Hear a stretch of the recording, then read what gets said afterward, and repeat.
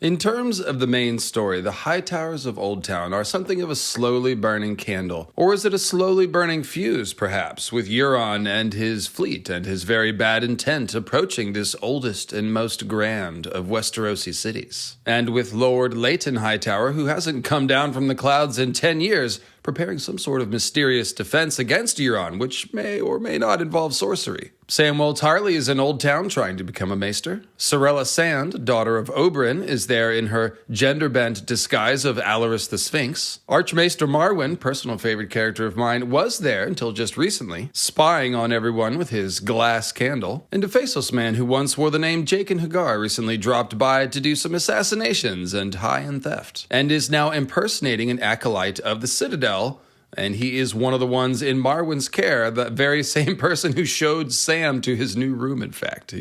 So it's not just Euron who has plans for Oldtown in the Winds of Winter, but George R.R. Martin as a whole. There's more than Euron going on there, even though this town and its Hightower rulers have remained largely in the background for most of the story. Now, George R.R. Martin, he is a master namer, and he famously once said that he can't really write about a character until he decides what their name is and what it means. I think the same must be true with his places, with such descriptive names as the Eyrie, Sunspear, Winterfell, Dragonstone, Casterly Rock, and so on. And sometimes George really does like to hang a lantern on a person, place, or thing with its name. Take Oldtown, for example, and yes, that's a hanging a lantern on the lighthouse joke. Oldtown is not only the oldest town or city in Westeros, it may be the very first human establishment ever on the entire continent. That's right, did that sound you hear? It's timeline heresy, at least as far as who were the first men in Westeros. But the really interesting thing is that the Maesterly write-up on Oldtown is kind of a jumbled ball of facts, theories, and speculation. Much of it contradictory. Entire theories and YouTube careers, in fact, were launched out of these 14 or so paragraphs of about Oldtown in the World of Ice and Fire. It's actually kind of funny that the Maesters have nothing close to a clear consensus on the origins of Oldtown, since they lived there and have always lived there since its beginning, ever since Uthor of the High Tower built his famous High Tower. Or perhaps they do know what's going on and it's simply a closely guarded secret known only by the most elite members of the Citadel and House Hightower, which may or may not be connected to Starry Wisdom cult. So get ready, folks. In order to talk about the Hightower and the origins of Oldtown, we'll have to discuss everything from the migration of the first men into Westeros, to the first human contact with the Children of the Forest, to the idea of Dragonlords from Ashai who may predate the existence of Valyria. We'll be discussing such fabulous hit topics such as alchemy, the aforementioned Church of Starry Wisdom, fused black stone, oily black stone, glass candles, deep ones, Children of the Forest hybridization, the origins of the Faith of the Seven, and many more. I've even commissioned, this is kind of a big deal here, I've even commissioned this book, Accurate Hightower, by artist Chetan Biswas. Behold, whoa, so that I can finally talk about this thing in the level of detail that I have always wanted to, including the fused black stone fortress that forms the base of the Hightower. Isn't it lovely? So yeah, thanks to Chetan Biswas, we'll be seeing plenty of this thing in the video, and let's get it started.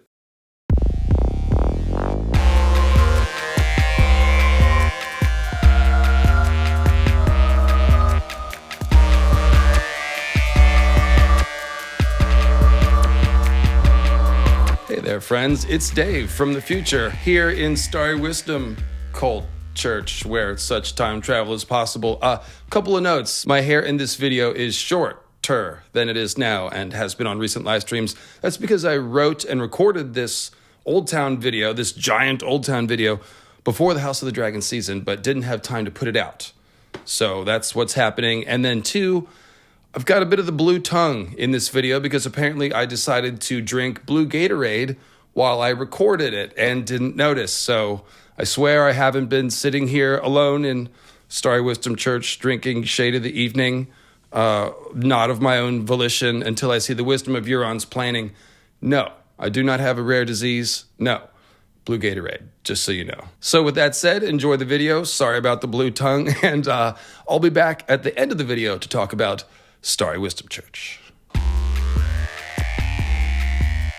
Hey guys, David Lightbringer here. Thanks for clicking on my video about the High Tower and the origins of Oldtown. And of course, those of us watching House of the Dragon have seen a lot of the High Towers, haven't we? Quite a lot of them, I would say. Now, the Hightowers of that generation are mostly concerned with politics and the civil war that they helped start, as opposed to anything magical or metaphysical or connected to the very ancient past. And that's more the stuff we'll be talking about today. But at least if you've watched House of the Dragon, then you have a better idea of the wealth and power of House Hightower. They're one of the richest and most powerful families in the kingdom, obviously of suitable status to intermarry with the royal family, and Alicent Hightower wasn't even the first Hightower to marry into House Targaryen. The Hightowers were once themselves kings, as the saying goes, and although that is true of many houses, the Hightowers may have been among the very first to claim that title in all of Westeros. The main place we hear about Oldtown and the Hightowers in the recent histories is during the early days of House Targaryen. Aegon the Conqueror, of course, was actually crowned at Oldtown, and this was such a significant cultural event that this date was used to mark the beginning of his reign. Maegor the Cruel, the third king of Westeros, his first wife was a Hightower, Cerys Hightower, and that was in fact the first Hightower to marry into the Targaryen royal family. That didn't stop Maegor and Visenya from threatening to burn down the Citadel and the rest of Oldtown when they warred against the Faith, though. Visenya spoke of making the Starry Sept a new Harrenhal, to be specific, which I think means burning it. That never happened, of course, thanks to the hasty election of a new High Septon who was more favorable to Targaryen marriage practices, shall we say. What's known as Targaryen supremacy doctrine. And Maegor then held court in Oldtown for half a year. I'm not sure if that's foreshadowing for some other kind of mad and cruel king holding court in Oldtown, but we'll have to see. King Jaehaerys and Queen Alysanne also visited Oldtown a few years later to help bind up the wounds left by Maegor's war with the Faith, and maybe to tip the hand of another High Septon election. And that visit was also highlighted by Alysanne flying Silverwing to the top of the High Tower and landing her there to fan up the flames of the beacon fire a little bit. That must have been quite the sight, and again, I say, is this foreshadowing for a dragon flying to the top of the High Tower in the winds of winter? Maybe. Now, long before the Hightowers and the other political forces of Oldtown played a key role in reconciling Westeros to the rule of the conquering Targaryens. They did the same with the conquering Andals. Instead of fighting the Andals, Lord Dorian Hightower had a portrait painted. No, not that Dorian. He married an Andal princess, and his grandson Daemon converted to the faith of the Seven, and thus Oldtown was spared the carnage that we see between the Andals and the First Men elsewhere in Westeros. Dating the Andal invasion precisely is a whole nother can of worms, of course. It seems to have happened somewhere between 2,000 and 4,000 years ago. But the main thing I want to point out is that all of this Andal culture in Oldtown is a later addition and actually has nothing to do with the origins of the city, the Citadel, or the High Tower itself, all of which predate the Andal conquest by thousands of years. When we speak of the founding of Oldtown, the High Tower, and the Citadel, we must travel back much further in time, to before the Andals brought writing and thus semi-stable record-keeping to Westeros, and thus back to the era of mythical history that is centered around the Long Night and legendary figures like Garth the Green, Lan the Clever, and Bran the Builder. The founder of House Hightower and the builder of the first stone High Tower on Battle Isle, the first one that was more than a wooden lighthouse, was King Uthor of the High Tower, and his story is tied directly to two of the very oldest mythical figures in Westeros, Bran the Builder, and Garth the Green. So you see what I mean about being one of the oldest kings. Garth the Green is remembered as being the first High King of the First Men, or perhaps the person who led the First Men into Westeros. But Uthor Hightower is a king too, and he seems to be living around the same time as Garth the Green. In many ways, King Uthor is a figure who has 1 foot in fable and 1 foot in real history, and that's basically true of everything that we know about the origins of Oldtown. The worst enigma of all sits beneath the High Tower, though, and it's one of the most inexplicable things in Westeros. A black fortress of fused dragonstone, which very obviously must predate the building of the High Tower, for which it serves as a foundation. The Maesters can only offer up bad theories that they don't really even have confidence in before just kind of shrugging their shoulders and moving on. And that is because this entire passage on Oldtown is clearly a very fancy puzzle box for us readers to solve, not the Maesters of the Citadel. That's quite honestly a lot more fun than having Maester so-and-so tell you about A Song of Ice and Fire's secret Numenorians. I am going to tell you about the secret Numenorians, and much else besides, but I'm probably going to be a little more entertaining than Maester hasn't moved his bowels in a couple years, or whoever wrote The World of Ice and Fire. I think that's his name. And then there are the tunnels.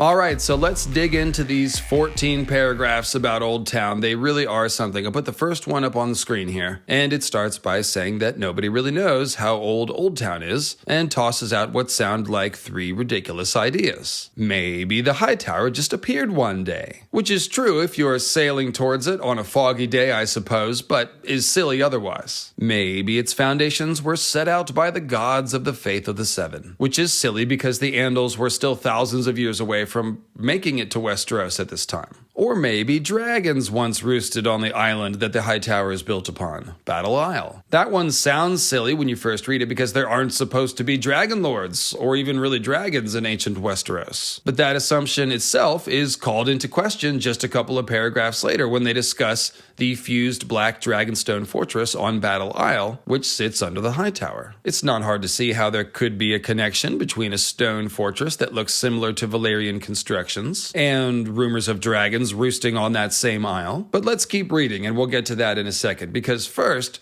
we have to talk about this very interesting interaction between the Children of the Forest and the first people at Oldtown. We can state with certainty, however, that men have lived at the mouth of the Honeywine since the Dawn Age. The oldest runic records confirm this, as do certain fragmentary accounts that have come down to us from maesters who lived amongst the Children of the Forest. One such, Maester Jellicoe, suggests that the settlement at the top of Whispering Sound began as a trading post, where ships from Valyria, Old Gis, and the Summer Isles put in to replenish their provisions, make repairs, and barter with the elder races. And that seems as likely a supposition as any. All right, so the maesters here have just suggested, and I guess that's my maester hasn't moved his bowels in a couple years voice, but yeah, the maesters just suggested that the first humans to settle Oldtown may not even have been first men of Westeros, but rather seafaring traders from a variety of places who may have been coming here to trade with the Children of the Forest. A few paragraphs later, the maesters will suggest that the Hightowers descend from these seafaring traders. So right away, we're off to a bang here. We've got a source of non-first men in Westeros who may have beat the first men to Westeros, and the Hightowers may descend from these non-first man seafarers. Wow, that's quite something, isn't it? Now, as to where those seafaring traders came from, they throw out 3 of the oldest seafaring nations that they know of: Old Gis, the Summer Isles, and Valyria. But of course, Valyria is very definitively known to have arisen after the Long Night, and thus they couldn't be the source of the very first people to come to Whispering Sound if that happened before the Long Night, potentially thousands of years before the Long Night. People from Old Gis or the Summer Isles could have sailed here in very ancient day, that is true, since we know that they both explored Sothorios and the open seas in general in very ancient day, said to be the Dawn Age. But of course, if the Summer Islanders or the people of Old Gis were the first ones to establish a settlement at Whispering Sound, then they must not have left any descendants, as we don't find a cluster of people with darker skin tones anywhere in the vicinity, as we do in Dorne, for example, because of the Roynish migration. So from what we can tell, the Hightowers are as pale as the rest of the first men. Now, it's also kind of nuts to read about the early maesters of the Citadel living with the Children of the Forest, right? One such maester, Jellicoe, is actually the source for this idea that Oldtown was first settled by these seafaring traders from somewhere else, and that they came to trade with the Children of the Forest. And that lends all of this credibility because the Children of the Forest have access to actual history, right? They have access to the Weirwood Net. So Jellicoe, a maester living with the Forest, and all the maesters that live with the children, they would have been keenly interested in the children's knowledge of history. That would have been one of the main things they would have wanted to learn about. So this is definitely the part where we remember that the Faith of the Seven only came to Westeros with the Andals, and that before that, everyone here was quite comfortable with magic, including the maesters of the Citadel, even though they now are famous for sort of poo-pooing magic. The first Hightowers were seemingly quite comfortable with magic too, and famously the appendix of A Feast for Crows mysteriously states that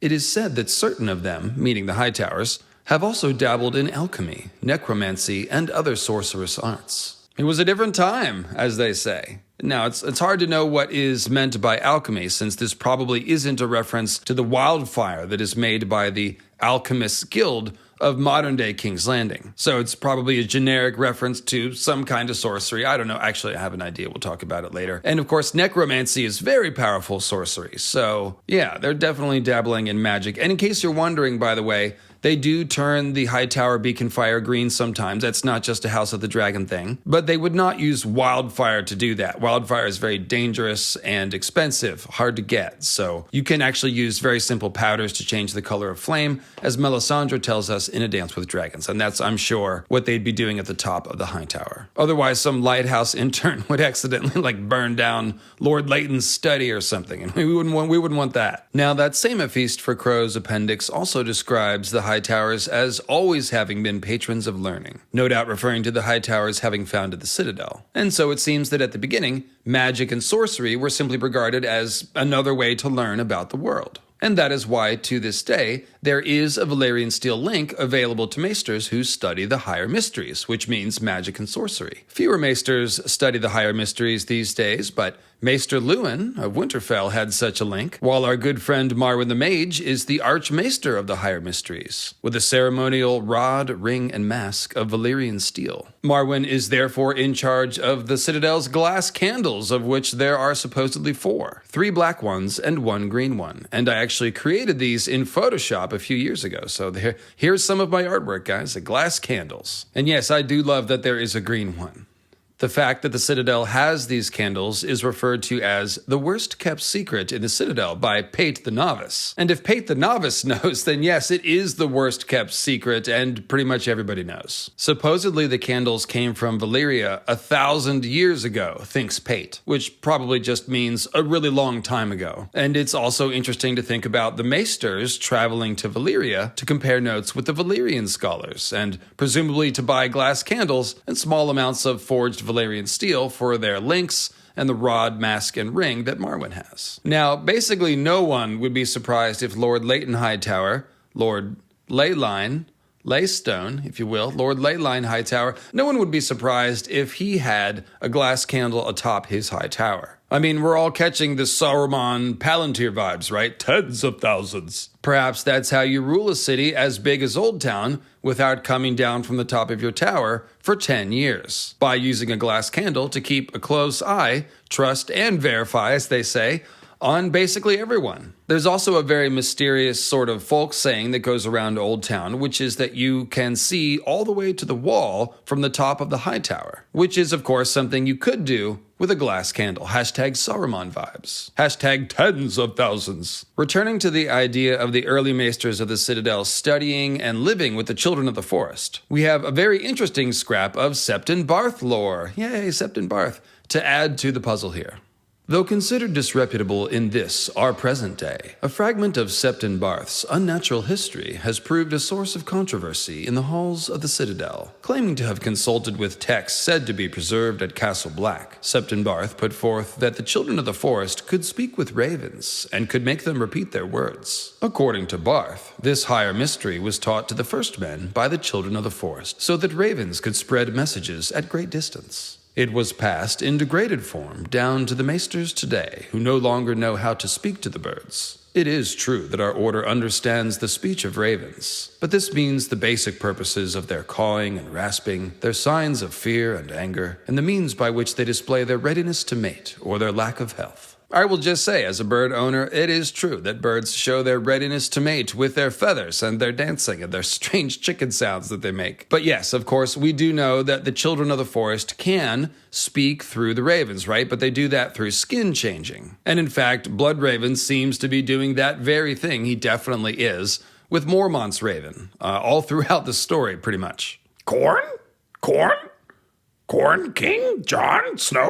Yeah, that's Bloodraven. So we know that Barth had that right. The children of the forest could do that. And we know that he was right that they did teach this to the first men. But of course, to learn how to skin change ravens, you have to already have skin changer genetics coursing through your bloodstream, which means somebody, back in your family tree had to have married a child of the forest. Or maybe a green man, that's possible too. And that means that we're actually talking about first men interbreeding with the children of the forest when we think about maesters in Oldtown learning how to make the raven speak. And of course, we know that such hybridization did happen, especially in the Reach. Now, this is interesting. To this day, the rookery where the maesters of Oldtown keep their ravens is on a little island called the Isle of Ravens, which, by the way, contains a huge weirwood heart tree. So it all kind of fits, right? That tradition of maesters using ravens to send messages probably did start with skin changer magic, and it would have started here at Oldtown, where ancient records say the older maesters lived with the children of the forest, and where there is an island with a huge heart tree. When the first seafarers came here, there probably would have been children of the forest living on the Isle of Ravens because of that weirwood tree. So this may actually be the place where the maesters lived with and studied with the children of the forest. It might be the reason that the Citadel is built right next to the Isle of Ravens, and in fact there's a bridge that goes between the two that supposedly never goes up. Also of note, the Isle of Ravens is said to have been the stronghold of a pirate lord in the Dawn Age. But I'm guessing that's just a garbled memory of these first seafarers coming here and inhabiting islands like Battle Isle and the Isle of Ravens, and perhaps ruling from those islands, as it says that the first Hightowers ruled from Battle Isle. Let's actually skip ahead a little bit in that Oldtown section of the World of Ice and Fire and talk about the origins of the Citadel a little bit more.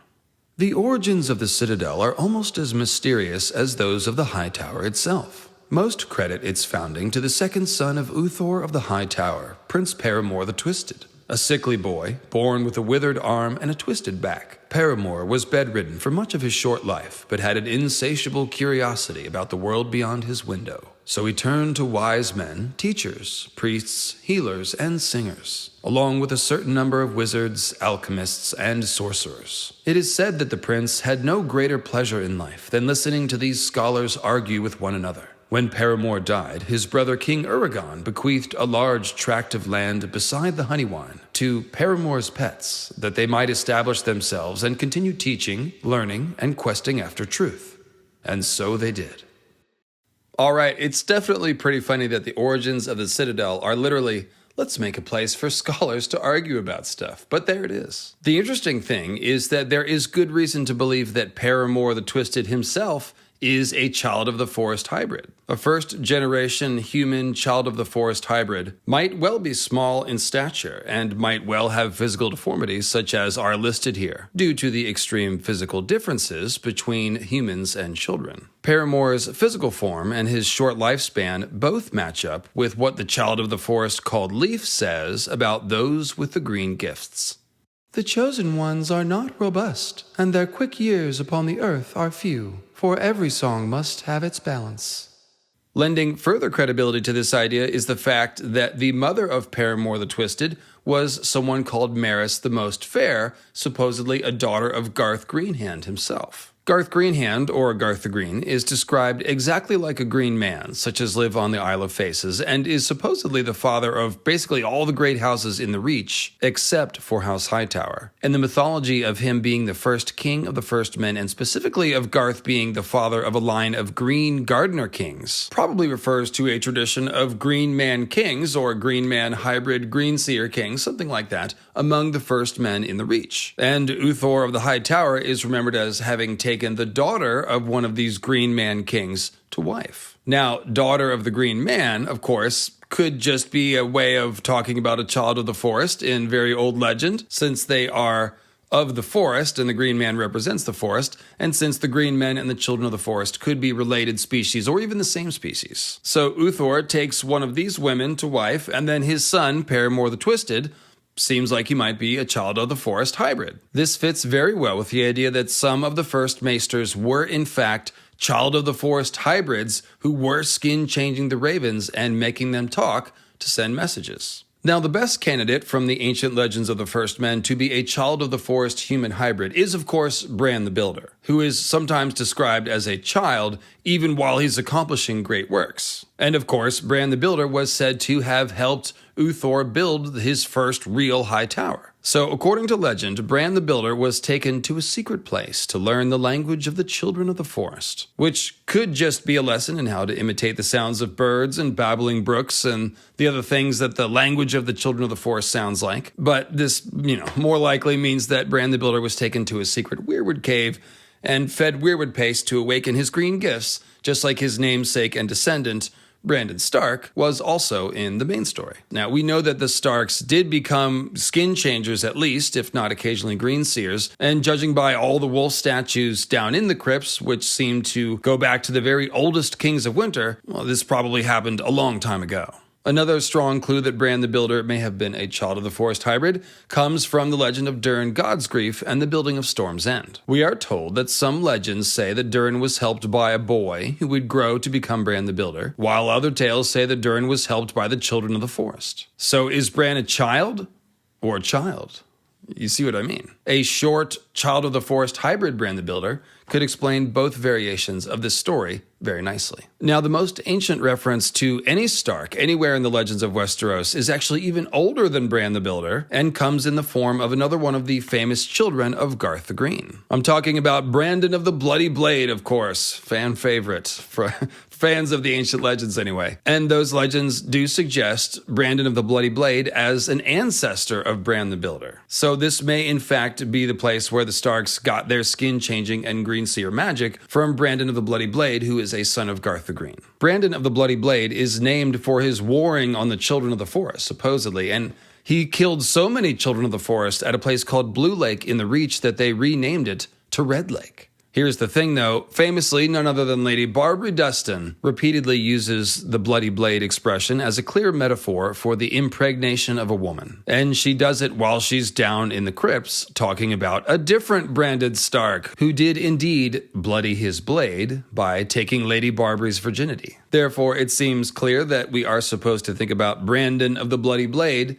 impregnating and interbreeding with Children of the Forest at Red Lake, as opposed to just slaughtering them wholesale. Corroborating this idea is the fact that back at Red Lake, we find another ancient First Man house with skin changer genetics, and that's House Crane of Red Lake. They're said to have the ability to skin change, obviously, birds, since cranes are birds. And yeah, that means that somebody was definitely interbreeding with Children of the Forest down in this area. Of course, it probably is the case that the First Men also warred against the Children of the Forest here in the Reach, as they did elsewhere, and that some of that became mixed up in the legend of Brandon of the Bloody Blade. But in terms of how Martin uses his wording and his key phrases, yeah, I think we can be reasonably confident that this legend of Brandon of the Bloody Blade is about First Men and Children of the Forest making hybrid babies. And the same is obviously true of the legend of Rose of Red Lake, founder of House Crane, and frankly, all the stories of Garth the Green and his children sound like they are about First Man Green Seer Kings and human Children of the Forest hybrids. And in case I didn't make it clear, Rose of Red Lake, founder of House Crane, is flat out said to be a skin changer herself. But you can hear more about that in a very exciting video called King Bran 1, Green Seer Kings of Ancient Westeros. So this is all very foggy as far as history goes. It certainly has one foot at least in legend. But there is actually some consistency to be found here in the idea that Uthor married a daughter of Garth, Maris the Most Fair, and then worked with Bran the Builder to build the Hightower, and Bran the Builder might just be, the son of Brandon of the Bloody Blade. So lots of elf hanky-panky, and at the very least, it seems like all this history is tied together. Even if we can't know if some of these figures, some of these names are real individuals or just sort of figures that have arisen to describe the sorts of people and things that happened here. Child of the Forest human hybrids, Green Seer Kings and their fair daughters, the ancestors of House Stark and House Hightower and House Gardener, all coexisting and intermingling and intermarrying. And it is here, ladies and gentlemen, in this context, that we hear about the origins of the Citadel and of the first records of humans learning the magic of the Children of the Forest. And then finally, this is a small detail that I noticed a long time ago, just haven't had a place to put it. The crown of the Starks, the Kings of Winter that is, does appear to be derived from the original crown of the Gardener Kings of the Reach, which is further testament of a Reach origin for the line of Stark, as is suggested by the Brandon Bloody Blade tale. So the crown of the Starks is an open circlet of hammered bronze, with 9 iron spikes in the shape of swords. The Gardener Kings, meanwhile, were said to wear crowns of vines and flowers when at peace, but crowns of bronze thorns and later iron when they rode to war. A crown of bronze and iron thorns would actually be a way that you could describe the King of Winter crown, with iron swords instead of thorns. And oh, hey look, it's Lyanna with the classic vines and flowers crown of her very distant ancestors. Okay, well, we'll circle back to the Children of the Forest a little bit later in the video, but let's keep rolling with the main Oldtown passage and talk about that beautiful fused stone fortress.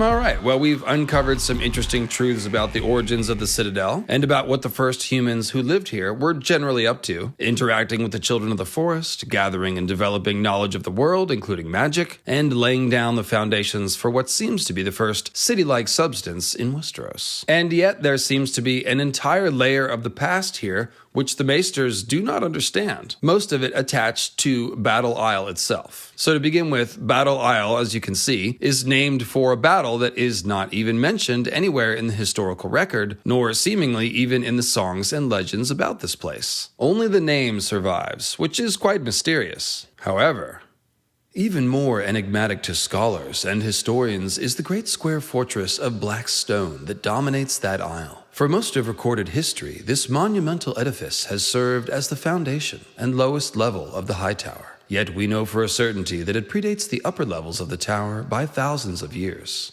So the upper levels of the Hightower would be of more recent construction, as we hear of the Hightower having been rebuilt a couple of times at least, and even the first towers ever built by Uthor or his ancestors were supposedly built on top of the fused fortress, which the Maesters are quite sure is the oldest thing in Oldtown. It must be a sturdy fortress to support the weight of a 900-foot Hightower on top of it. I mean, you wouldn't build a Hightower on top of a first-man ring fort, now would you? Turns out, yeah, it's very sturdy. It's made of fused black dragonstone. Who built it? When? Why? Most Maesters accept the common wisdom that declares it to be a Valyrian construction, for its massive walls and labyrinthine interiors are all of solid rock, with no hint of joins or mortar, no chisel marks of any kind, a type of construction that is seen elsewhere, most notably in the dragon roads of the freehold of Valyria and the black walls that protect the heart of Old Volantis. The Dragonlords of Valyria, as is well known, possessed the art of turning stone to liquid with dragon flame, shaping it as they would, then fusing it harder than iron, steel, or granite. If indeed this first fortress is Valyrian, it suggests that the Dragonlords came to Westeros thousands of years before they carved out their outpost on Dragonstone, long before the coming of the Andals or even the first men. This is just such an explosive passage. I hope you're tingling as I read those words, just as we all were when we first read The World of Ice and Fire back in 2014. So the fortress appears for all the world to be the famous fused black stone that the Valyrians used all over the place, which is described perfectly here. The walls of the Battle Isle fortress are straight and unadorned, so it reminds the Maesters of the Valyrian roads, which are arrow straight and perfectly flat, and also of the walls of Volantis, which are described as extremely thick black walls of fused stone, and which we can probably assume are similarly flat and straight. But as you can see in this passage on the screen, which is the next paragraph after the one we just read, the Maesters do draw a distinction between this fortress and all other Valyrian fortresses, which basically look like all the art of Valyria or Dragonstone, with dragons and other fiery beasts typically shaped into every wall, corner, window, door, and so on. Basically the opposite of a plain, unadorned style. So the architecture style is totally not a match. However, most Maesters accept the idea that the Fusestone Fortress is somehow Valyrian simply because they don't know of any other Dragonlords, and Fusestone can only be created by Dragonlords. Another problem with this fortress being Valyrian, which they mention, is that the timeline doesn't work. According to the timeline that the Maesters have settled on, this fused stone fortress is the oldest thing here, predating the arrival of the Andals and even the arrival of the first men. And yeah, it's really that phrase, the men who came before the first men, that sets the hair raising, right? That's the ancient aliens of Westeros. Now, the first men were definitely in Westeros before the Long Night, and Valyria definitely seems to have arisen right after the Long Night. So yeah, there really just is no way that the Valyrians could have come here in the Dawn Age hundreds or thousands of years before the Long Night to build this fortress. They just weren't around then. And that means we have to consider the idea of pre-Valyrian Dragonlords. And you know who else has considered the idea of pre-Valyrian Dragonlords? Septon Barth. And this is from Barth's musings in The World of Ice and Fire on the origins of dragons and the Valyrians. In Ashai, the tales are many and confused, but certain texts, all impossibly ancient, claim that dragons first came from the shadow, a place where all of our learning fails us. These Ashai histories say that a people so ancient they had no name first tamed dragons in the shadow and brought them to Valyria, teaching the Valyrians their arts before departing from the annals. Yet if men in the shadow had tamed dragons first, why did they not conquer as the Valyrians did? Yes, why didn't these Dragonlords from Ahai conquer as the Valyrians did? It's a great question. And those of you who know my channel know that I have at least a pretty good answer. I would say it's the Great Empire of the Dawn theory. That's right, if you've ever heard about Great Empire of the Dawn being the ancient Dragonlords from Ahai, it's my theory, which I came up with all the way back in 2015, but enough about me. The point is, the Great Empire of the Dawn, I think, is just the name, the forgotten name of the ancient Ahai Dragonlord civilization. I believe the Great Empire of the Dawn did teach the Valyrians their sorcerous arts, but of course, teaching someone how to bond with dragons isn't just a matter of teaching. Like skin changing, this is something that has to be passed down through bloodlines. And that means that these ancient Ahai Dragonlords would also be the ancestors of the Valyrians. They didn't just drop by and teach them how to do it. They would be direct descendants. And this is also supported by other evidence. So these ancient Ahai Dragonlords did conquer, but it was so long ago that they were remembered by another name and swallowed in the fog of history. George is doing sort of a tricksy thing in the section of the World of Ice and Fire talking about the Far East, where he tells us that in Yi Ti, a civilization that itself arose in the wake of the Long Night, they remember an even older empire that once existed in the same territory before Yi Ti and before the Long Night, but which was actually even bigger and more glorious, and that would be the Great Empire of the Dawn. It doesn't flat out say that Ahai is part of the Great Empire of the Dawn, but if you look at the described borders, it kind of is. Now, one of the big clues that this Great Empire of the Dawn is the same civilization that built Ahai and tamed dragons by the shadow is a series of 1,000-foot-high fused black stone fortresses located on the borders of this ancient Great Empire of the Dawn. As many of you will know, those are called the Five Forts, and they are built entirely out of the same seamless fused black dragonstone that we are talking about at Battle Isle, at Volantis, and with the Valyrian roads. The Yetish, who have unbroken historical records dating back to the Long Night, seem very certain that they did not build these five forts. And of course, people generally tend to claim things if they built them, and sometimes even when they didn't. So the fact that Yeti says, no, those were already here, means that they probably were. And of course, the Yetish were never said to be Dragonlords, so yeah, it figures that they didn't build them. But if their predecessors from the Great Empire of the Dawn were actually one and the same as the ancient Ahai Dragonlords, then of course it makes sense that they might use fused stone to build huge fortresses to guard the borders of their empire. The other main big reason to connect the Great Empire of the Dawn to the idea of Dragonlords from Ahai, who are actually ancestors of the Valyrians, is Dany's Wake the Dragon dream in A Game of Thrones. My friend artist Atlantis Morissette has kindly illustrated this scene for us, which goes like this. Ghosts lined the hallway, dressed in the faded raiment of kings. In their hands were swords of pale fire. They had hair of silver and hair of gold and hair of platinum white, and their eyes were opal and amethyst, tourmaline and jade. Wake the dragon.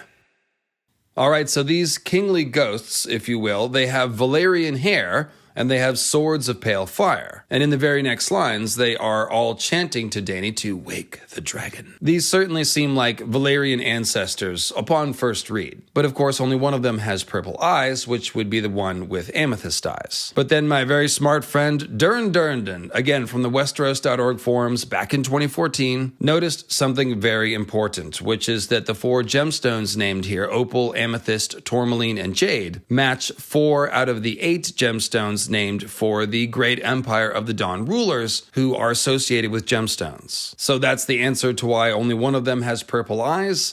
The Valyrians come from the Great Empire of the Dawn, and so their eye color is represented, but the Great Empire of the Dawn apparently had Dragonlords with all different eye colors. And so matching this vision of Dany's and the Great Empire of the Dawn information shows us that these Great Empire of the Dawn people were Dragonlords with Valyrian hair. Ahai is, of course, also the place where the legend of Azor Ahai and Lightbringer, the flaming sword, comes from, and these Valyrian-looking gemstone ghosts all have swords of pale fire. There's a lot more to this theory, so check out the video I mentioned, Dragonlords of Ancient Ahai, as well as the other videos in the Great Empire of the Dawn playlist. But what it boils down to for today's purposes is a very plausible answer to the question, what Dragonlords existed before the Long Night that could have come to Westeros, come to Battle Isle and built this fused stone black fortress. One thing I want to stress here is that the story of Azor Ahai, this is the whole concept and mythology of Azor Ahai, serves as a narrative link between Ahai in the Far East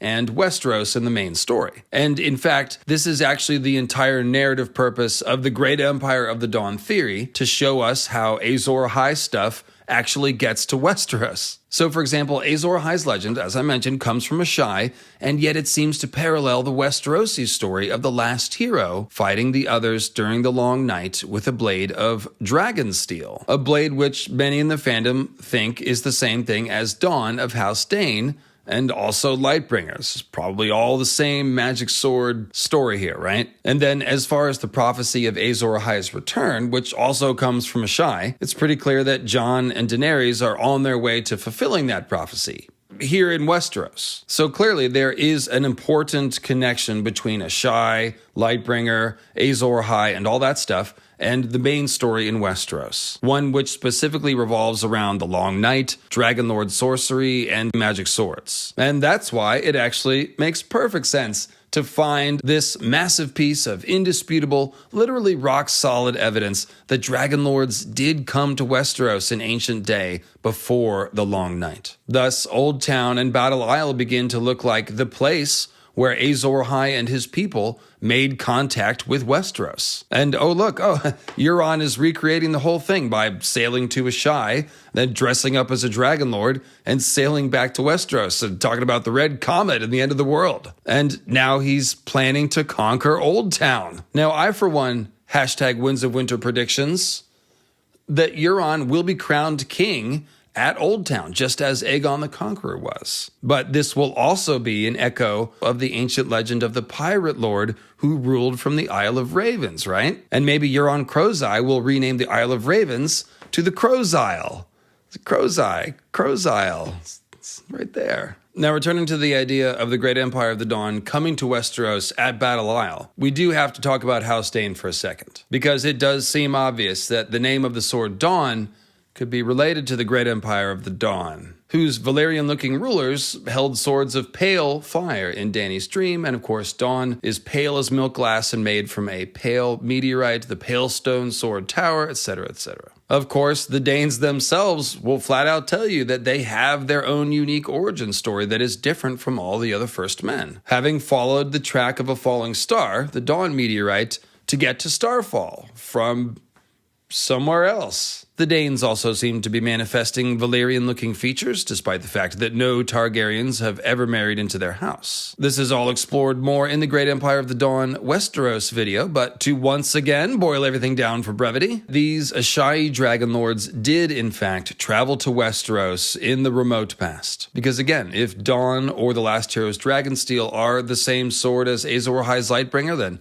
someone's literally got to carry the sword from one place to the other, or at least the technology to make the sword. That's where the Dayne origin story comes in, and again I will also point to Maester Jellicoe's conclusion that it was seafaring traders and not First Men who first established a settlement at Oldtown. Not only are Starfall and Oldtown located very close to one another, they are both the same type of settlement. Starfall is a castle built on an island in the bay at the mouth of the Torrentine River, just as the fused stone fortress is built atop Battle Isle in the Whispering Sound Bay, which sits at the mouth of the Honeywine River. I can't help but notice that George seems to be borrowing from the cultural practices of the Phoenicians here, who had a habit of setting up island fortresses adjacent to foreign lands that they wanted to trade with. That's exactly what Starfall and the Battle Isle Fortress probably began as, and we later see the Valyrians doing the same thing, with Dragonstone and Tyrosh having been first built as fortified trading outposts on islands. So here, let's go back to those 3 silly ideas about the origins of the Hightower. That it just appeared one day,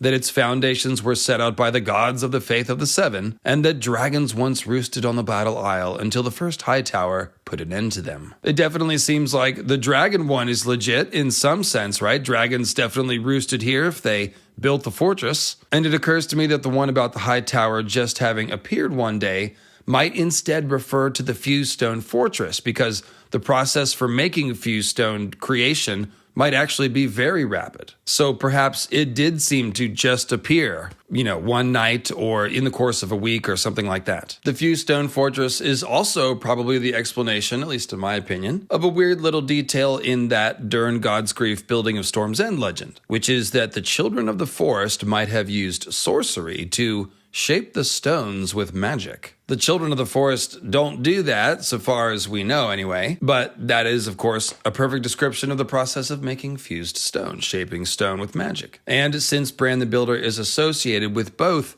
the Hightower, and thus Battle Isle, and also Storm's End, it could be that we have a little bit of a conflation of myth here, and that it was at Battle Isle where the stone was shaped with magic, but by Dragonlords, not by Children of the Forest. The construction of the fused stone fortress may also be the explanation for these legends of the original Hightowers having been really into alchemy. The basic principle of alchemy in the real world is transformation, specifically transformation of substances like lead into gold. And then the official alchemist guild, quote-unquote, in Westeros, uses magical fire. So if the original Dragonlords used fire-based sorcery to reshape and transform the rock at Battle Isle, well, that could certainly be considered alchemy. So look, when I'm making these theories, I really do try to present you guys with a range of possibilities, and to let you know what I consider to be a solid hypothesis, as opposed to a more speculative one. For example, the connection I just made between shaping the stones with magic at Storm's End and the fused stone fortress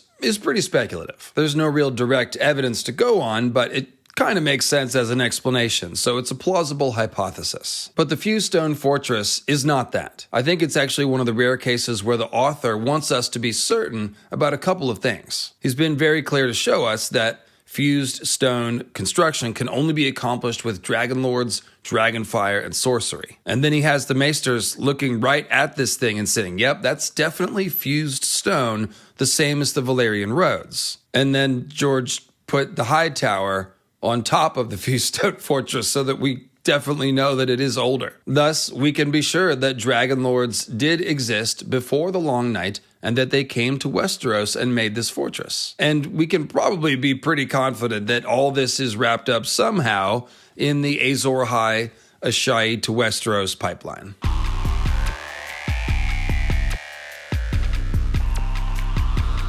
All right, well, we've talked about the origins of the Citadel, the Hightower, the fused stone fortress.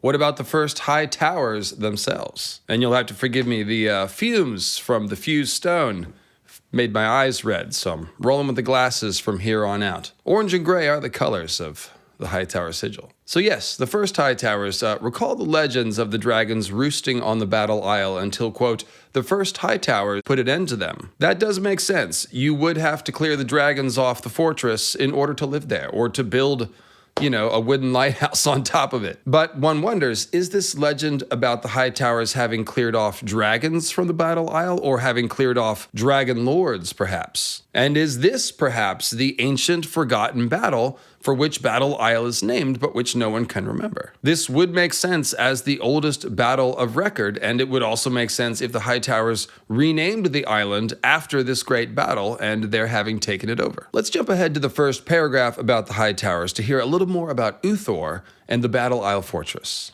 The reasons for the abandonment of the fortress and the fate of its builders, whoever they might have been, are likewise lost to us. But at some point we know that the Battle Isle and its great stronghold came into the possession of the ancestors of House Hightower. Were they first men, as most scholars believe today, or did they perhaps descend from the seafarers and traders who had settled at the top of Whispering Sound in earlier epochs? The men who came before the first men? We cannot know.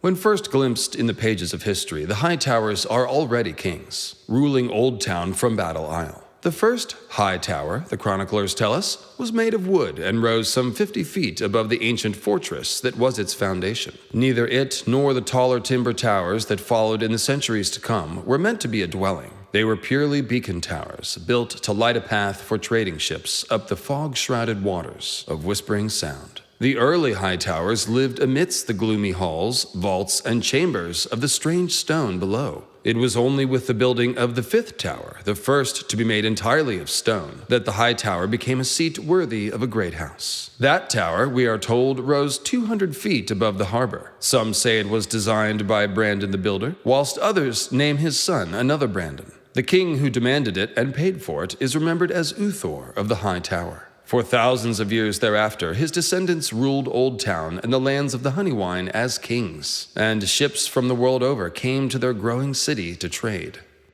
So it seems to me that we have three basic scenarios here. The first, and least likely, is that there is no continuity between the building of the fortress and the builders of the fortress, and these first high towers and the building of their first towers. If any dragons were slain here, then they must have been left behind by the builders of the fortress to sort of just go native there, and then later have been slain by the Hightowers when they came there. The second option is that there is some continuity, and that continuity is some kind of battle between local first-man Hightowers and their friends, actually repelling these foreign Dragonlords from the Great Empire of the Dawn, then taking over their fortress, renaming the island to Battle Isle, and finally building a series of progressively better and higher high towers on top of it. And the rumor that they descend from the builders of the fortress has simply arisen because they took over the fortress. The third option, which is the one I'd put my money on, is that there is continuity, and that continuity is that the high towers directly descend from the builders of the fortress, meaning the Dragonlords from Ancient Ahai. House Dayne almost certainly descends from these people. That's another one I think the author wants us to be pretty sure of, given all the information he's given us about House Dayne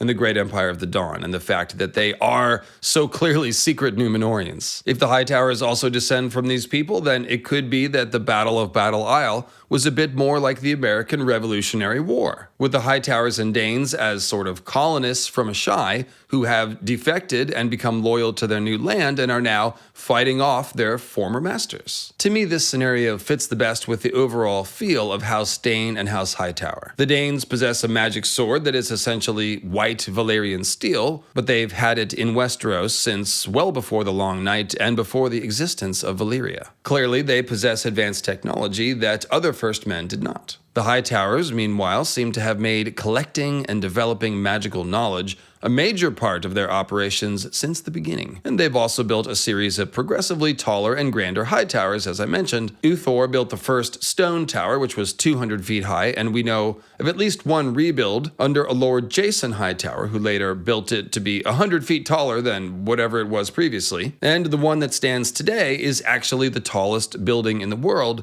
and stands taller than the wall, so 800 to 900 feet tall. It's quite the feat of engineering, in other words, and although we can assume the upper levels and the most, modern parts of the high tower certainly would take advantage of Andal construction techniques, it does seem like the high towers have always been pushing the limits of construction technology further than anyone else in Westeros, even before the Andals arrived. So if we're asking the question, why is Oldtown so unique and different? And why has the advancement of knowledge and magic always been a priority here? I think an origin with the Great Empire of the Dawn makes a terrific answer. After all, we know the Great Empire did come here to build the Fewstone Fortress, so yeah, it pretty well explains the overall vibe of the Hightowers, I would say. So I mentioned that the Danes manifest Valyrian-looking features from time to time. Darkstar, Edric, and Ashara specifically, and probably Diana Dayne, mother of Aegon V Targaryen. So what about the Hightowers? Well, we have fewer physical descriptions of the Hightowers in the books, but what we do have does seem suggestive. We have to toss out the auburn curls of the TV show Hightowers, because in the books, the old King Jaehaerys Targaryen repeatedly mistakes a 14-year-old Alicent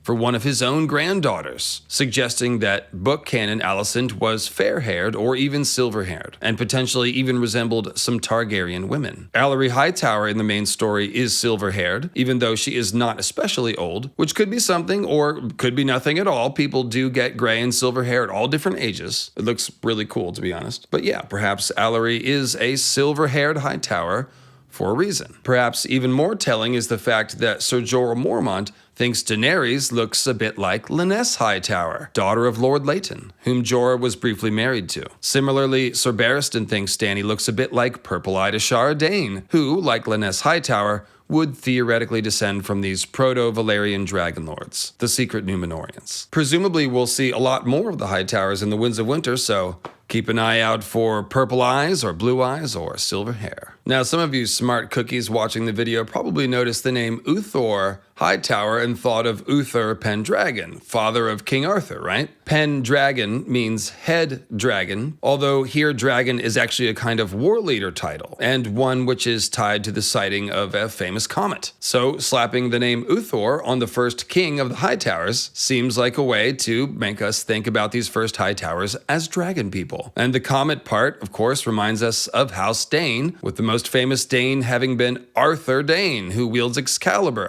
Dawn.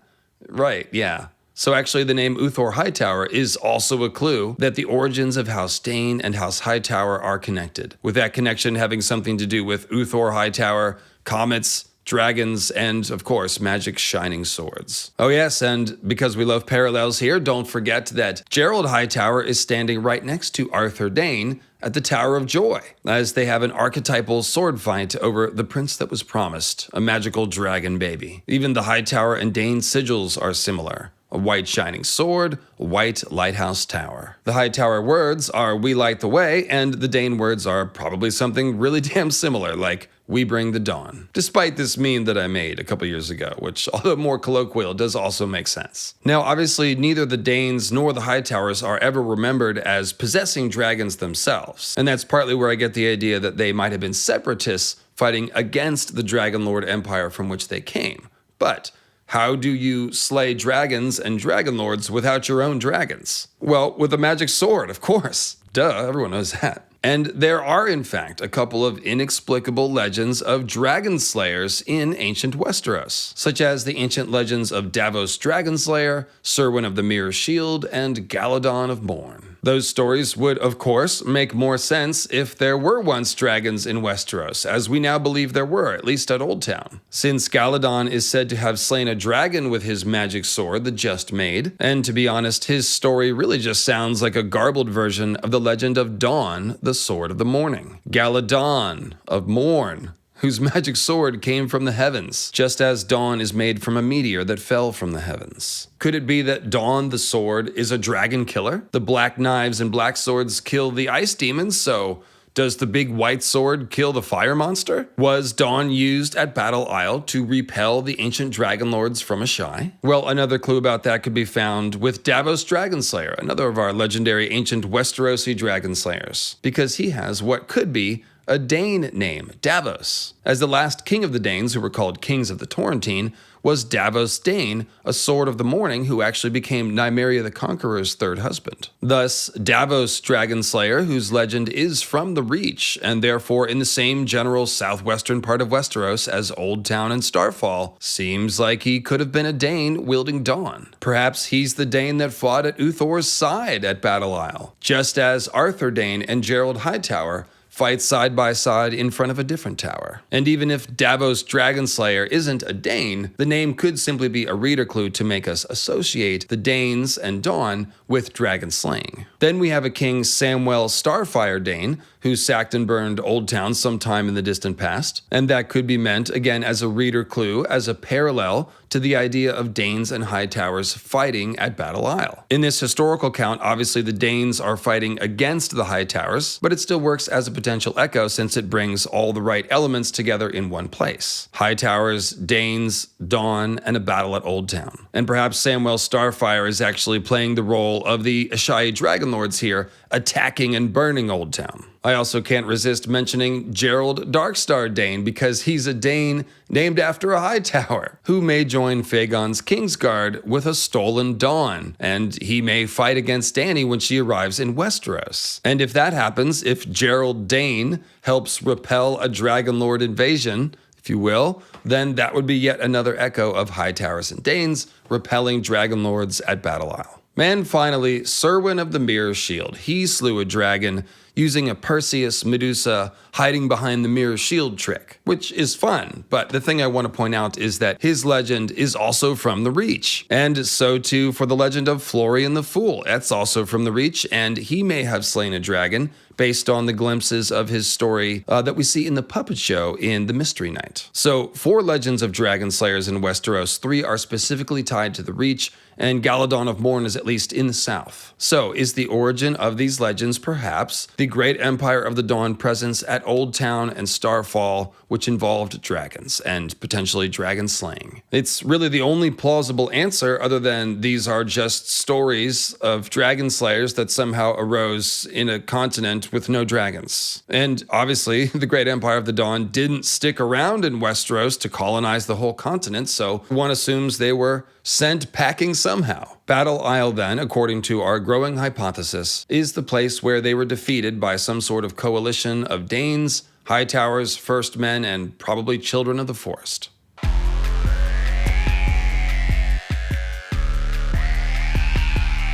So now that we have figured out the identity, or at least think we've figured out the identity of the men who came before the First Men. They were Dragonlords from Azai, also known as the Great Empire of the Dawn, who were the ancestors of Valyria, House Hightower, and House Dayne. Now that we've got that down, let us briefly return to the idea that these people came here to interact with the Children of the Forest, because the idea of ancient pre-Valyrian Dragonlords interacting with the Children of the Forest is very interesting. It was suggested right in the opening paragraphs that these ancient seafarers may have come here to barter with the elder races, and specifically we should think of the Children of the Forest and maybe the Green Men here, since that's who the First Men seem to have interbred with all over the Reach, and since you can't really trade with Merlings or the others. You could give the others babies. That's about it, though. We've already seen that the Hightowers certainly were deeply involved with the Children of the Forest and the Green Men, with Paramore and the Skinchanger Maesters making the Ravens talk, with Garth's children marrying Uthor and building his tower. So if the Hightowers and the ancient seafarers are one and the same, the ancestors of the Hightowers came here and had a lot of contact with the Children of the Forest pretty much any way you come at the story. The Maesters again return to this topic while discussing the possibility that the Fewstone Fortress was created by Dragonlords. If so, did they come seeking trade? Were they slavers, mayhaps seeking after giants? Did they seek to learn the magic of the Children of the Forest with their green seers and their weirwoods? Or was there some darker purpose? Such questions abound even to this day. Before the doom of Valyria, maesters and archmaesters oft traveled to the Freehold in search of answers, but none were ever found. So the Maesters, in an attempt to figure out just who built this Fewstone Fortress, they actually traveled to Valyria and checked with their libraries and records to try to find some sort of account of the building of the fortress, and none could be found. This corroborates what I was saying about the timeline. Valyria just wasn't around in the Dawn Age before the Long Night, and couldn't have built it. It was those Dawn Age Dragonlords from Azai, I'm telling you. And although the Maesters have the wrong Dragonlords in mind, they are still repeatedly suggesting that the Dragonlords came here to interact with the Children of the Forest. And frankly, that is very obviously the answer. I mean, what is unique about Westeros that would draw the interest of a large and powerful empire from halfway across the world? The Children of the Forest and the Weirwoods, of course. Now, there are scattered clues about Children of the Forest or related species and magic trees in other places around the world, like the Ifakevron and the Shade of the Evening Trees, but those are really few and far between, whereas ancient Westeros is just teeming with weirwoods and Children of the Forest and other magical beings. Since we know the Hightowers were all about learning the magic of the children, I think the most logical conclusion here is that the Hightowers are descended from the Great Empire of the Dawn Seafarers, and that they came here to do just what they did, to learn the magic of the Children of the Forest, which again means interbreeding. So people who are fans of the theory that the Dragon Bond is like a mutated version of the Skin Changer Bond, perhaps like a fire-altered version of it, well, I hope you're sitting on the edge of your seat here, because we have ancient Dragonlords from before Valyria interacting and interbreeding with the Children of the Forest in Westeros. I mean, perhaps the Fewstone Fortress was built only after the Dragonlords came here,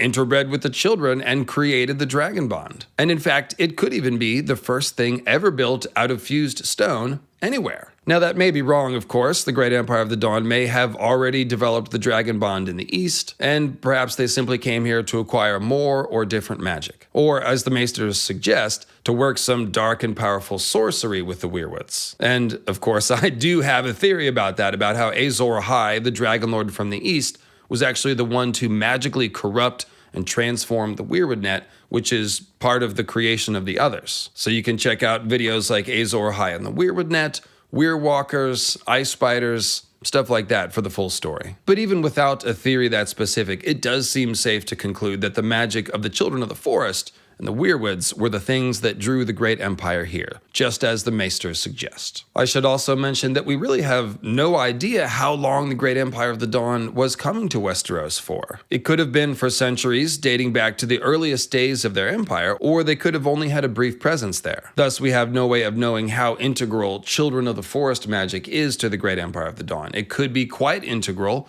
or it could be something more of a curiosity or an addition to whatever they already had going on.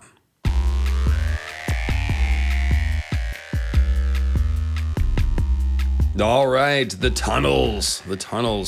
Let's return to the narrative where we find the maesters trying to come to grips with the fact that the Battle Isle Fortress cannot be Valyrian. And we've already taken a look at some of this. It's very troubling, but note, more worthy of consideration that this fortress is not Valyrian because, again, the timeline doesn't work. The style of construction doesn't match, as we talked about. And then here's the bit about the tunnels. It says, within, the narrow, twisting, windowless passages strike many as being tunnels rather than halls. It is very easy to get lost amongst their turnings. Mayhaps this is no more than a defensive measure designed to confound attackers, but it too is singularly un-Valyrian. The labyrinthine nature of its interior architecture has led Archmaester Quillian to suggest that the fortress might have been the work of the Maze Makers, a mysterious people who left remnants of their vanished civilization upon Lorath in the Shivering Sea. The notion is intriguing, but raises more questions than it answers.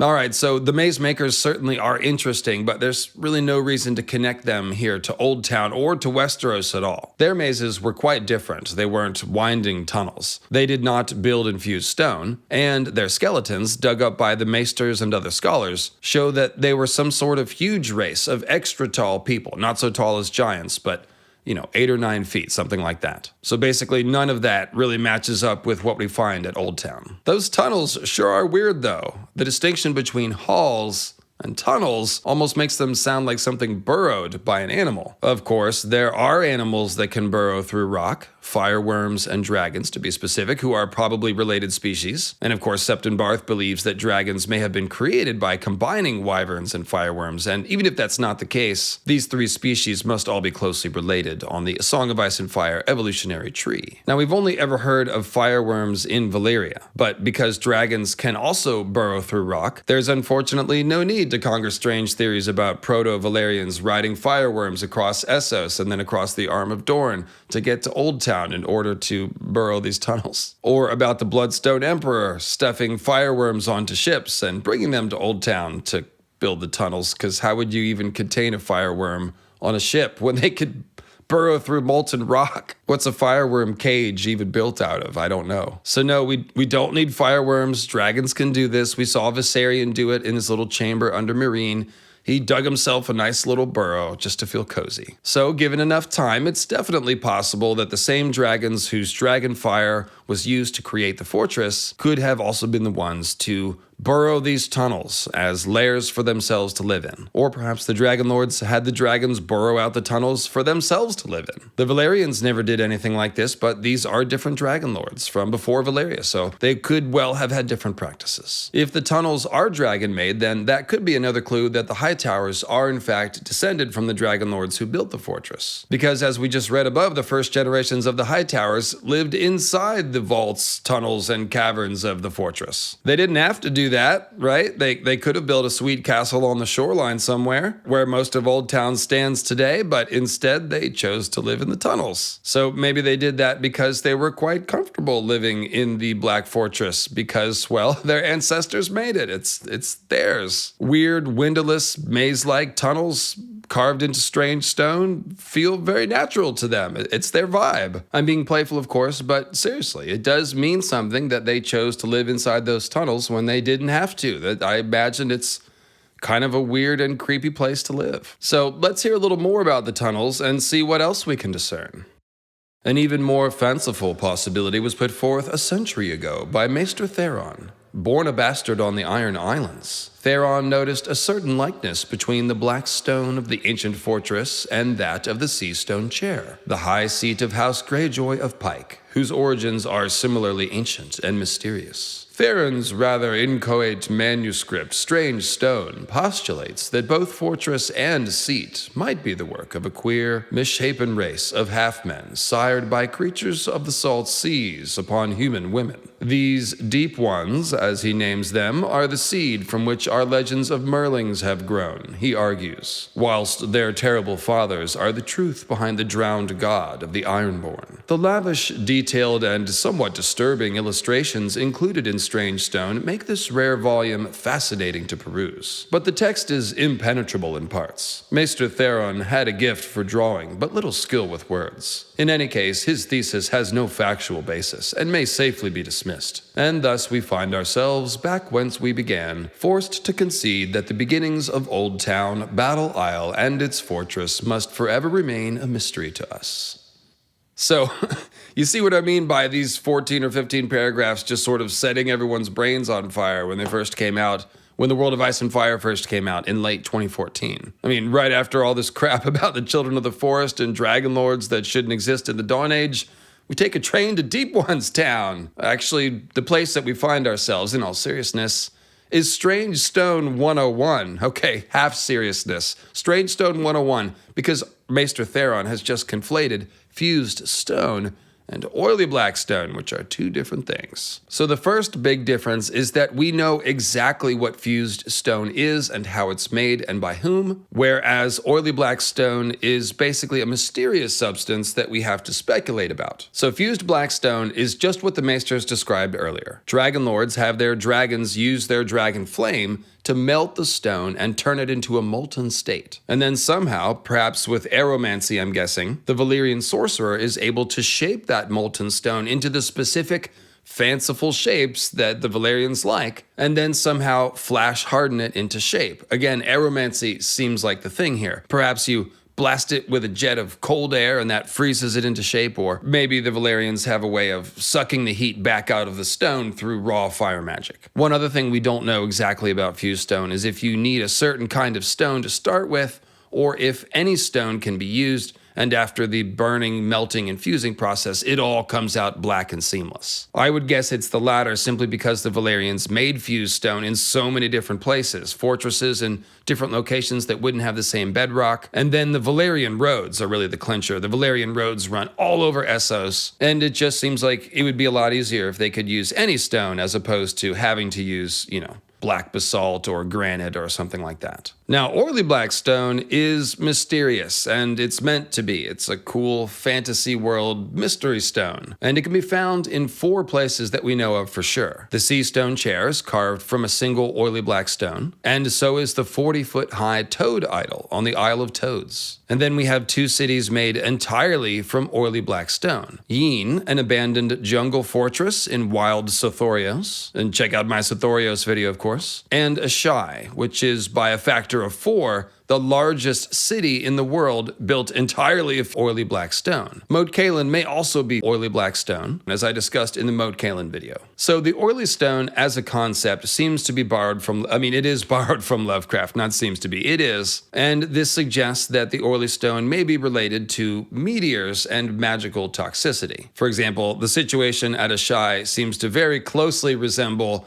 the situation at the Gardner farm from A Color Out of Space, where a magic and cursed meteorite transforms the land around it into a gray waste where no normal people can even live. The meteor itself and the infected water of the well and some of the plants that grow around it also shine with a weird iridescent oil sheen-like color, which I believe is where the oil texture, the oily idea of the oily stone comes from. Now, the oily stone also looks vitrified, which basically just means melted a little bit. For example, the melted black stone of Harrenhal probably looks a lot like oily stone, just without the magical toxicity that clings to actual oily black stone. Falling meteors can and do vitrify stone when they land, since they push a large wave of completely superheated and compressed air in front of them. So perhaps that's why oily stone looks vitrified. Or perhaps dragon flame is also involved in the creation of oily stone. It's almost like a Valyrian sorcerer got halfway through the process. They melted it, and then they had ADHD like me and got distracted and wandered away and It just left it to sort of lump down. But the thing is that fused stone is never said to be haunted or to exhibit any sign of magical toxicity, which is kind of the hallmark of the oily black stone. So I would insist that there is some important difference between these two substances. All right, so having completed Strange Stone 101, it's time for the quiz, of course. No, I'm kidding. The question is, why did Theron conflate the sea stone chair, which is oily stone, and the fused stone fortress, which is clearly fused stone? It says he noted a certain likeness between the two, to be specific. So was it just because they were both black stone and of mysterious origin? That could certainly be it. It might go no deeper than that. However, I have a theory, which involves the deep ones. So here's what I'm wondering. Was it perhaps the tunnels beneath the fortress, the vaults and chambers and stuff, that reminded Theron of the sea stone chair, as opposed to the flat and straight walls of the exterior fortress? It says that the fortress bears no mark of chisel or joinder, but if the tunnels are winding, they must not have flat walls. They must, like I said, look burrowed or carved somehow. And some sort of, winding, carved, lumpy, wavy tunnel walls would look probably a lot more like the sea stone chair than the flat, straight surfaces of the outside walls. It seems like a good guess, and it's kind of fun to picture Maester Theron wandering through the winding tunnels and conjuring weird theories about the deep ones, or maybe not so weird. Because what if the original stone of the Battle Isle was in fact oily stone before it was turned into a fortress? What if it was some kind of big oily black stone squisher rock, with those tunnels and chambers and vaults having been dug out by them? I mean, if they can carve oily stone idols, then they can probably carve these tunnels, right? So perhaps the great empire of the Dragonlords showed up, cleared the Selkies and Merlings and Squishers off the islands, just like the children of Garth the Green did at the Shield Islands, and then maybe they melted the oily black stone rock into the shape of a fortress, but left the tunnels and caverns and chambers inside intact. If that were the case, then the tunnels beneath might show actual oily black stone, the original oily black stone. And perhaps that's why Theron sees a likeness between the fortress, some part of the fortress, and the sea stone chair. Maybe it's not that all black stone looks similar, but that the interior tunnels are actually oily black stone. After all, the place where the Seafaring Dragonlords, the men who came before the first men, came from, is Ahai, which is a city built entirely of oily black stone. I do believe it was originally built out of something else and transformed, because again, the oily black stone is all toxic and poisonous, and Ahai seems transformed. But nevertheless, the great empire of the Dawn came from Ahai, and they came here, and there's oily black stone there, and so maybe there's oily black stone here. Maybe the great empire of the Dawn came here seeking the oily black stone because they know how to harness its magic power. Or perhaps they know how to transform it and cleanse it and turn it into fused stone. I'm obviously speculating a bit here, and let me know what you think in the comments. And just in case you're a skeptic, the deep ones, yes, they are real. They do exist. They're one of the old races. They were here before the first men, and the first men seemed to pretty much encounter deep ones everywhere they went, just as they did giants and children of the forest. So check out my Deep Ones video for more on that. But the point is, even if these ancient Ahai Dragonlords really were men who came before the first men, they still wouldn't be here before the Deep Ones. They would run into them when they got here. And of course, Deep Ones and their hybrid spawn live on islands and by the shore. Most importantly, the Deep Ones are also associated with weird black stone and weird stone idols, both in Lovecraft and in A Song of Ice and Fire. And that is why Theron mentions the Deep Ones when bringing up the sea stone chair. And basically everything he says is right. The legends of the drowned god, that just refers to the Deep Ones. That's who the Ironborn are worshipping, absolutely. So as far as the tunnels go, I think they were either carved by the dragons who made the fused stone fortress, or they were Deep One tunnels that existed before the Dragonlords got there. Those are the two theories I got for you on that. And again, let me know if you have a different idea. I've been thinking about this for about 10 years, and that's what I've got. And that brings us screaming back to the main story and Sam's last chapter in A Feast for Crows, where he's asking an Oldtown ship's captain what Lord Leighton might be doing to prepare for Euron's invasion. To be sure, Lord Leighton's locked atop his tower with a mad maid, consulting books of spells. Might be he'll raise an army from the deeps. Or not. Leighton is also having his sons build more ships, to be sure, which is a very practical move. But where did this idea of raising an army from the deeps at Oldtown come from? Is there a history of squishers here? There is a place called Merling Rock in Whispering Sound, so is Battle Isle a Merling Rock, like I said? Did the first Hightower kings perhaps have to deal with Deep Ones in order to claim control of Battle Isle? Pure speculation, of course, like I said, but Deep Ones really are the only other plausible answer for who could have carved the tunnels.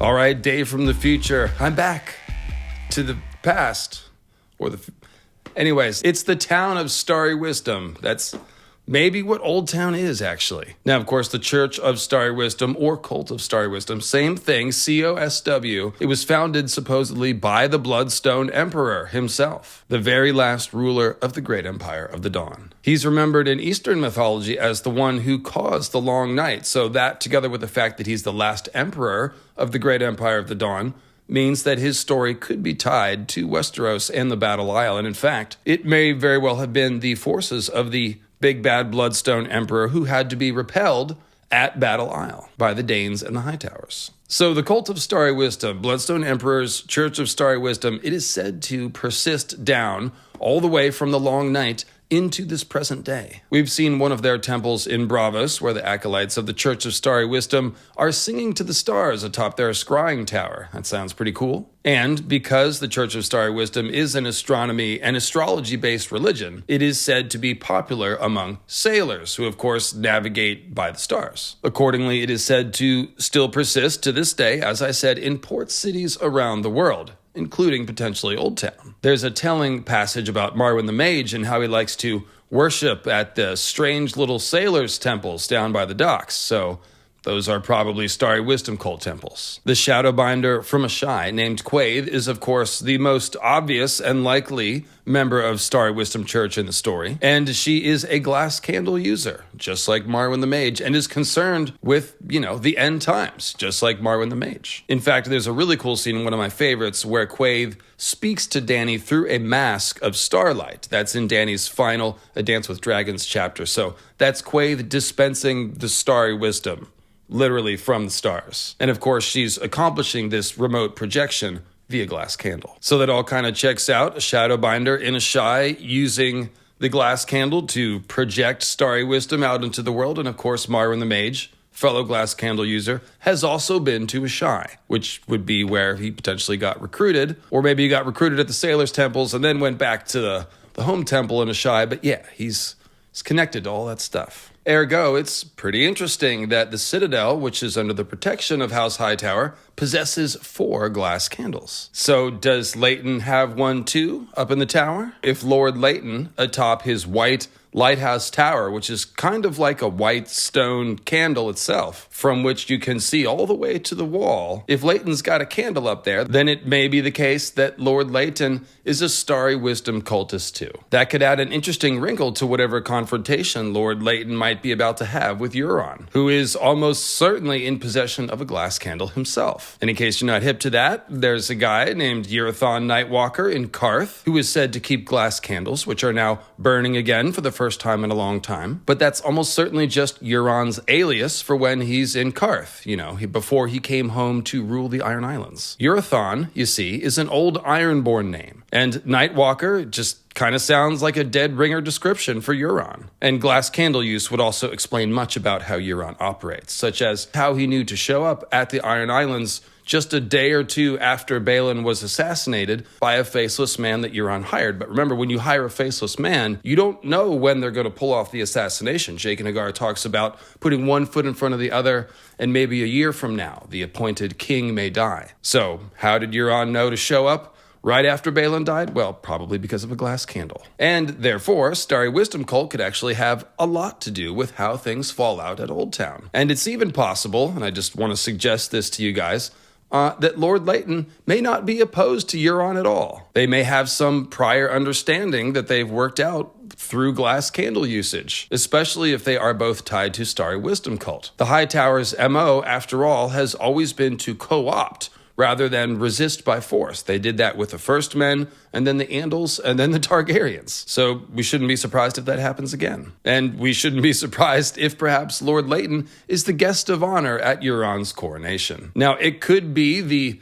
grand wizard battle that we're all hoping for, but it might be more like teamwork. And even if they aren't both Starry Wisdom cultists, if Leighton has a glass candle, it could simply be that Euron has been corrupting him through his use of the glass candle. And this would be a Lord of the Rings parallel, of course, with Saruman, whom Leighton parallels, using the Palantir atop his Tower of Orthanc and slowly being corrupted by the dark eye of Sauron.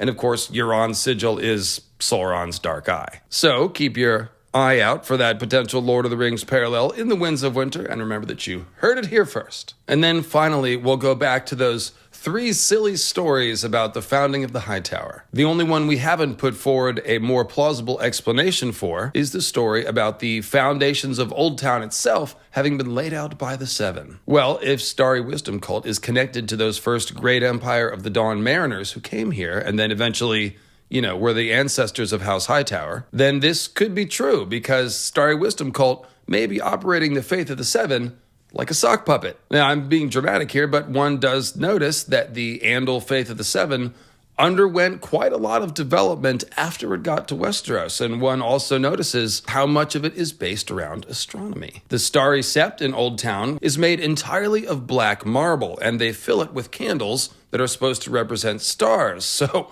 what kind of vibe are they going for there exactly? This is exactly the sort of sanctuary that the Starry Wisdom cult would create, if you ask me. So perhaps Starry Wisdom cult has been alive in Oldtown all this time, and perhaps it was able to co-opt the faith of the Seven once it got to Westeros and kind of trick them into building their primary temple right under the watchful eye of the Hightower. And thus, in a way, the gods of the faith of the Seven did lay out the foundations of Oldtown, in that Starry Wisdom cult did it. Even better, we know that the 7 gods of the faith of the Seven are associated with the 7 celestial wanderers, which is a term to refer to the 5 planets visible from Earth, as well as the sun and moon, because those 7 celestial lights do not move with the rest of the canopy of stars, and thus they are wandering stars. The obligatory. And so, if the people who created the Fewstone Fortress and, started the settlement at Oldtown were Starry Wisdom cultists, then they may very well have laid out and aligned, the foundations of the fortress and the city itself to the stars on certain astronomical dates, which of course is something that ancient man did all over the world. So this would be George giving a nod to, the pyramids and all kinds of other structures and henges and things which are aligned to solstice and equinox points. And I think this definitely fits with the sort of quasi-Egyptian vibes here at Oldtown, with its sphinxes, its great library, and its lighthouse, which is a wonder of the world. So again, all that may be speculative, but we should find out in the Winds of Winter when it comes out soon. Because like I said, Euron is pretty much on the doorstep at Oldtown, and whatever happens there, it's going to happen in the Winds of Winter. And so I think we'll see him being crowned king, and maybe, just maybe, it's not even going to be that much of a battle, but rather another inside job pulled off by Starry Wisdom cult. So once again, a huge thanks to artist Chetan Biswas, who, like Bran the Builder, has constructed the Hightower for us. Thanks. Appreciate that. Nice job. I'll be looking to commission more art projects in the future, including perhaps some more 3D stuff from Chetan. So let me know what you think we should build next. We were thinking about Valyria. Little old place called Valyria. But yeah, big shout out to Chetan. Thanks very much. And thanks as well to artist Theo Sick, who created our Isle of Ravens for this video, because there wasn't really any Isle of Ravens art. So that's cool. Thanks very much, Theo. And I will see you every Sunday. The new start time of 1 p.m. Pacific time for Starry Wisdom Sunday, as we call it. So, it's not a cult, though. It's just a cool place to hang out on YouTube and chat with your friends about A Song of Ice and Fire and maybe join a cult. I mean, it's not a cult. I'll see you on Sunday.